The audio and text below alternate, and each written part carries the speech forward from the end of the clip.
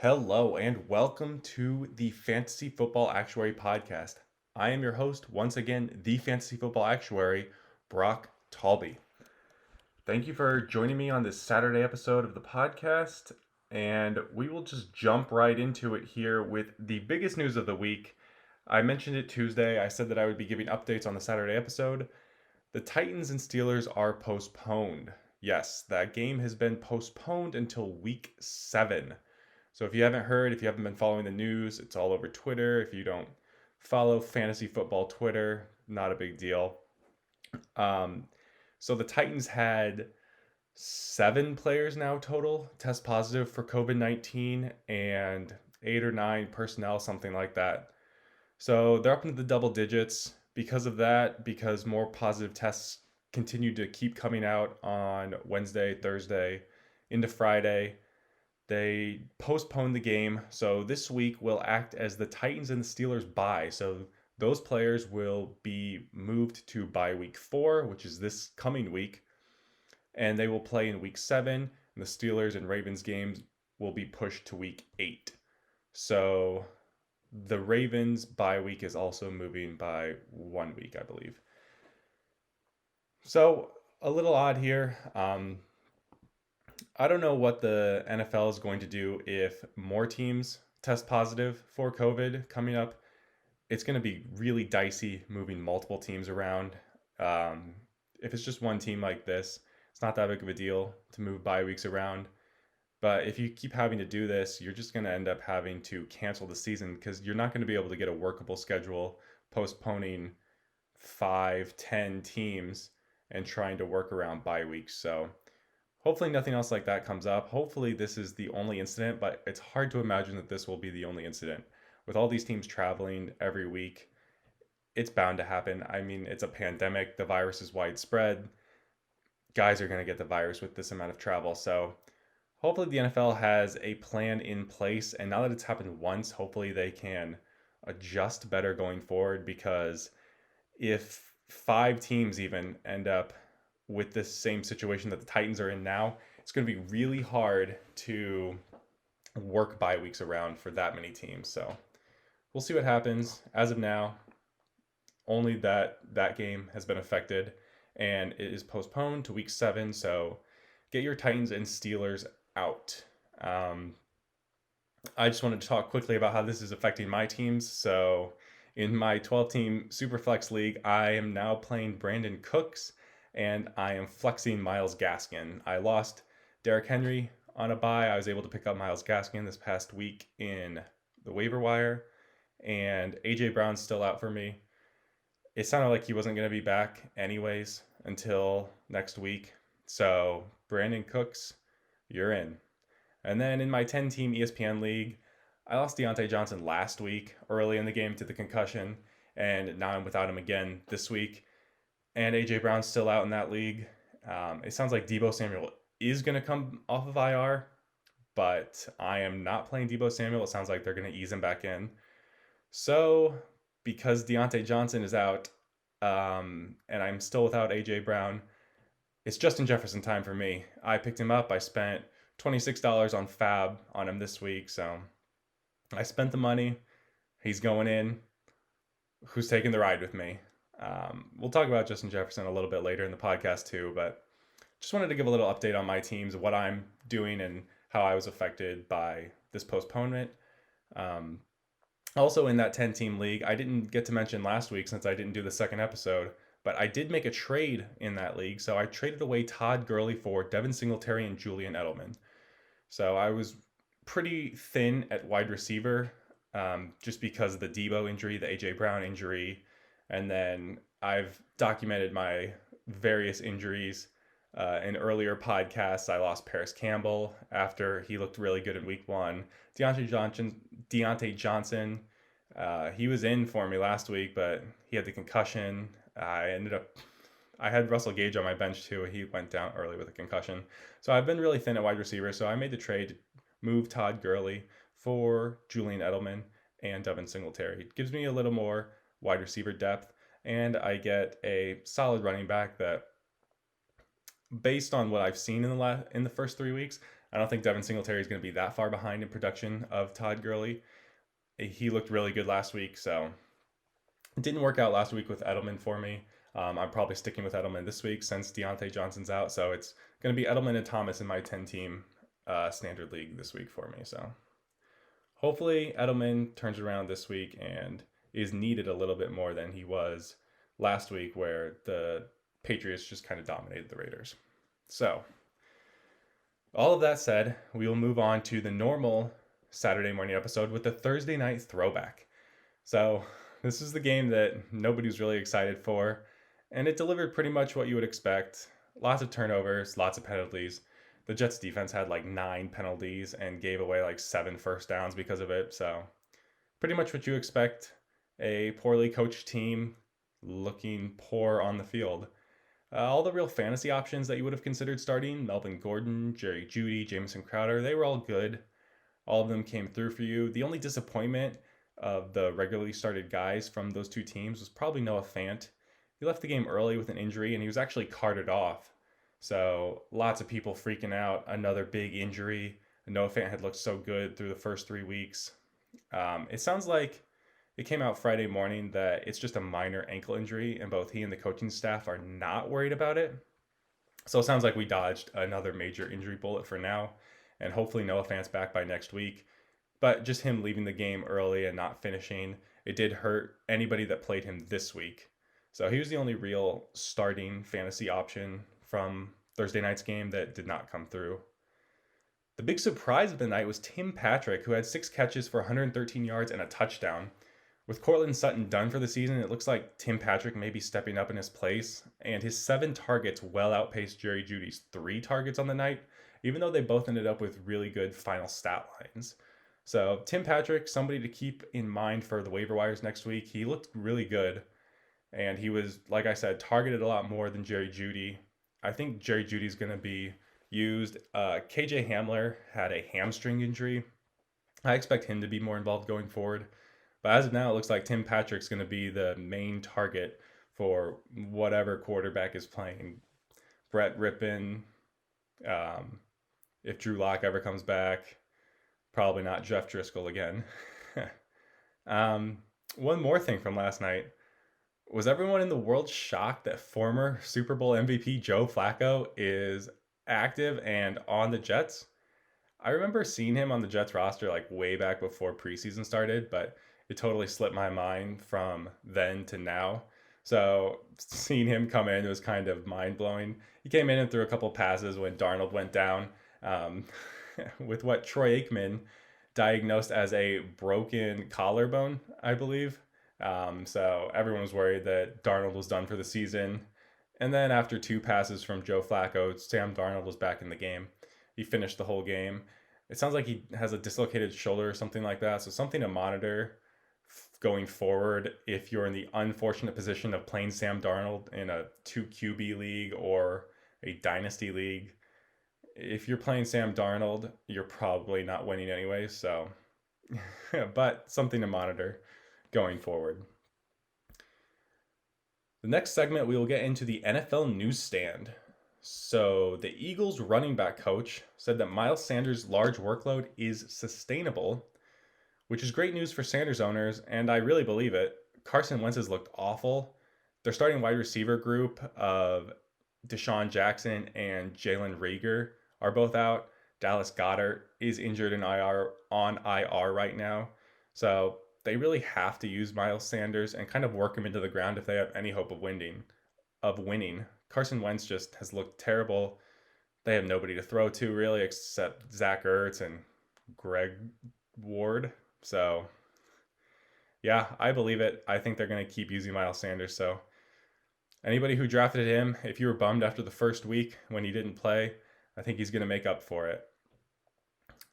It sounds like Chris Carson was looking really good at practice this week, and it sounds like he's good to go for the weekend after that minor knee sprain that occurred from that really nasty Gator roll against Dallas last week. So anybody who picked up Carlos Hyde for a spot start this week will need to look elsewhere. If Chris Carson's playing, I'm not playing Carlos Hyde. Even if it's a plus matchup, even if Chris Carson ends up sitting the fourth quarter and Carlos Hyde gets into the end zone, gets 50 yards, I'm probably not playing him if Chris Carson is active. Will Fuller is expected to play, but he's dealing with a hamstring issue. Surprise, surprise. I feel like Will Fuller's always dealing with a hamstring issue. It came up midweek this week at practice. He was added to the injury report. Bill O'Brien said that he expects him to play. So if Will Fuller's playing, it's a great matchup against the Vikings. I think you have to play him. Last week he was iffy and came through for you if you played him. So if he's playing, I'm playing him. He just know that if you're a Will Fuller owner, you're gonna have some ups and downs, and he could go down with a hamstring injury at any given moment. DJ Chark does not have an injury designation and is good to go for the week. This is great news for Gardner Minshew and fantasy owners. Chark was limited at practice, but he doesn't carry an injury designation, so he's in for Sunday. I would play DJ Chark probably as a low-end wide receiver 2 this week. Hopefully he's fully healthy and good to go. Julio Jones is trending to play on Monday night, but is he really their number one guy still? I'm super interested to see how the rest of the season goes with Julio Jones and Calvin Ridley. Calvin Ridley's just been so dominant, and it's not out of the realm of possibilities that he continues to be the number one guy. If I'm looking at the rest of the season, I'm probably projecting Calvin Ridley to be the number one guy going forward. But if you're a Julio owner, you're hoping that he comes back for Monday night. And I don't think Julio is by any means washed or anything like that. I just think Calvin Ridley is really good. He's 5 years younger, 4 years younger. He's younger, he's fast, he looks like a stud. So I think he's going to keep being their number one guy, whether Julio is in or not. So we'll get into the injury update next. Mike Williams, he's out for the Chargers. So fire up Keenan Allen hot off that 19-target game last week, as if you were going to bench him after last week anyways, but just keeps guaranteeing Keenan Allen more work. 19 targets. That is insane. Both Christian Kirk and DeAndre Hopkins are game time decisions. I read that Hopkins is pretty much doubtful for the week after not practicing, but the ultimate decision will be his own come game time. So that's an interesting twist. I guess it's up to Hopkins to decide if he is going to play or not. He did not practice all week. Sounds like he's basically doubtful, although he's listed as questionable officially. So this makes Andy Isabella interesting. He caught 2 touchdowns last week. If DeAndre Hopkins is out, Isabella is a decent flyer. Terry McLaurin didn't practice Friday and is listed as questionable. If he's out, maybe Logan Thomas gets enough targets to actually be productive this week. It's going to take a lot of Dwayne Haskins targets to make him productive, but if Terry McLaurin's out, he might get there. Kareem Hunt is questionable, but it sounds like the injury is not serious and he is expected to play. So as a Kareem Hunt owner in my Dynasty League, I'm hoping that this isn't a situation where Kareem Hunt feels pretty good. It's not that serious of an injury. He gets cleared to play. He's in the game, and then he ends up aggravating it, or it hurts worse than he anticipated, and then he doesn't play the rest of the game. So that's worst case scenario. He suits up. He plays a couple snaps. He gets hurt or re-aggravates this not serious injury, and it turns into something serious, and then you're without Kareem Hunt for multiple weeks. So hopefully that doesn't happen. Hopefully, if he does play this week, which it sounds like he's going to, that he's just good to go, and you don't have to worry about it, and I don't have to worry about it. Zach Moss is listed as questionable. It's a great matchup this week for the Bills' running attack against the Raiders. They're ranked 32nd against the run. If you're a Singletary owner, like me now, you're hoping that Moss sits again. Singletary looked great last week. He got 17 of the 20 running back touches last week, and he did a lot with it. He didn't get into the end zone. He was like an inch short. He had a long carry that initially was ruled a touchdown that got called back, that he was down short, and which turned into a Josh Allen touchdown. Surprise. So yeah, if Zach Moss is out again, Singletary is going to be a stud this week against Las Vegas. Even if Zach Moss plays, I think Singletary is still the play, and I think he'll be a good running back 2 type of play. Devontae Adams practiced Friday, so hopefully he ends up playing Monday night. Allen Lazard had surgery this week, which was surprising to everyone. I guess it was like a core section surgery. I'm not really sure, but he is out indefinitely. So if Adams is in, he's going to just crush it against Atlanta. And with Lazard out now, I think MVS is actually a solid play as well. Marquez Valdez Scantling. He he was a bad play last week, but that's because Lazard was there. So if you have the balls to play him again this week, kudos to you. If Adams is in, I'm definitely playing Adams. If Adams is out, I would play MVS. If Adams is in, you can play MVS if you're desperate. Maybe you had Deontay Johnson and you're struggling for a play like me. Odd defensive note here. Usually I don't talk about defense injuries. Jamal Adams for the Seattle Seahawks is out this week. So that just makes a bad secondary even worse.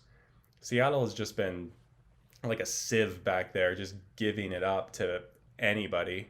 So Devontae Parker, I think, is a smash play this week. And Ryan Fitzpatrick is actually a very viable start at QB. Seattle's just a great matchup for any passing game right now. And with arguably their best player now out of the secondary, it's going to be even worse. So start Fitzmagic, start Devontae Parker, maybe even flex Preston Williams if you're really desperate. It could work out. Leonard Fournette is out. So this makes Ronald Jones a more reliable start for those in a deep league or an overall desperate situation. They were using Shady last week. Who knows what Bruce Arians is going to do. But with one less option for Bruce Arians to throw out there, Ronald Jones becomes a little safer. And I could see him being a flex play if you're in a deep league or you're desperate for some sort of fill-in flex play based on as a result of this weird week 4 bye. And lastly, Michael Thomas is out for the third straight week. And Jared Cook is also out. So Kamara is about to have 20 receptions this week, which is right on cue because I play Kamara in my 10-team standard league. So he's probably about to go off for even more points than he has been this year. Kamara is just insane. And with Michael Thomas and Jared Cook both out, Breeze is going to dump it off to Kamara. He's going to get 20 receptions. He's going to have 200 yards receiving, and he's just going to bury me this week. So that's what's going to happen. If you own Kamara, congratulations. Okay, time for our next Saturday episode segment, Fringe Player Frenzy. So this is just where I go through a quarterback, running back, wide receiver, and tight end that I think is on the fringe of being played. Maybe you have him on your roster, but he's not someone that you would normally start. He's not someone you drafted to start. Maybe you picked him up. Someone that's just really a fringe play. You don't know if to start him or this other guy on your roster. So I'm just going to go through one guy at each position, a fringe player that I really like this week, and just talk a little bit about why I like him. So a quarterback, we're going to go with Joe Burrow. I said on my last Saturday episode, which would have been 2 weeks ago, that Joe Burrow would have been my play had he not been in the Thursday night game. So I'm going back to the well. Joe Burrow is my fringe player quarterback. He's had back-to-back 300-yard games and has been a low-end quarterback 1 through 3 weeks, which is really impressive for the rookie. I don't know if anyone projected him this high. I definitely did not. He's looked really good. He's looked like a franchise quarterback. We just saw Fitzpatrick take the Jags to town last week. So I'm firing up Joe Burrow with confidence. He's probably available on your waiver wire even. So you could even pick him up and play him. I'm playing him over guys like Tom Brady, Matt Ryan, and Matthew Stafford this week. So if you were rocking one of them as your starters going into the week, if Joe Burrow's on your waiver wire, I think he's a better play than those guys, but you'll have to make the final call yourself. Running back, Jerick McKinnon. So Jerick McKinnon, my fringe player frenzy running back for the week. And I get it. You're looking at the matchup. It's the Eagles, who are pretty good against running backs, right? That's what every analyst will tell you. That's what you read online. But are they really? Pro Football Focus has them as a middle-of-the-pack run defense so far this season. They're ranked 19th against the run. And watching the Eagles in general right now is just so uninspiring. My models are not scared of this matchup, in other words. Raheem Mostert is out.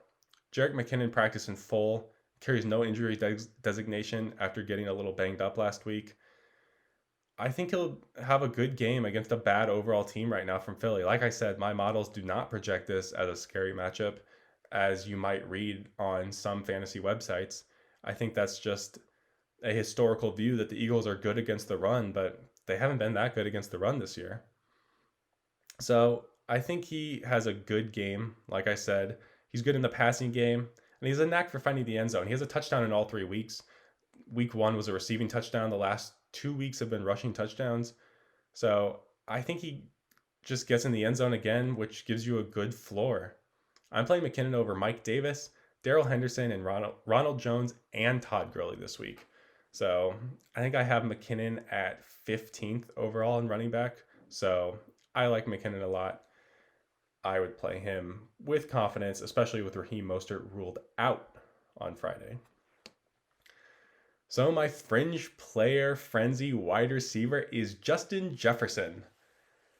Maybe this is just hopeful thinking from me because I am playing Justin Jefferson in 2 leagues. Like I said, I picked him up in my ESPN 10-team standard league. I dropped $26 of fab on him.